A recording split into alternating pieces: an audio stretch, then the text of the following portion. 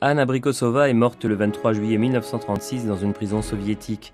Son procès de béatification a commencé en 2005. Anna Abrikosova et son époux se convertissent au catholicisme et fondent une paroisse de rite oriental et une communauté de tertiaires dominicaines. Après la Révolution, Anne s'offre en victime d'expiation pour la Russie.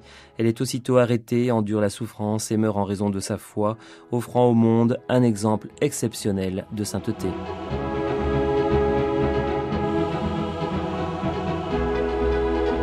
Un soir, pendant une promenade, les deux époux ont une étrange vision. Tandis qu'ils regardent les gens se promener, au lieu de personnes revêtues de leurs habits de fête, leur apparaît un groupe de squelettes en haillons.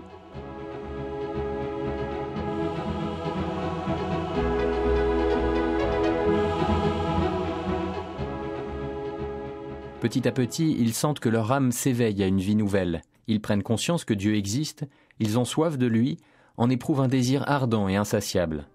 Les époux Abrikosov commencent à rassembler autour d'eux des jeunes filles souhaitant se consacrer totalement à Dieu. Ce premier groupe constitue le noyau de la première communauté de sœurs dominicaines. Le 7 novembre 1917, le nouveau régime entreprend sa lutte contre la religion et l'élimination physique des croyants.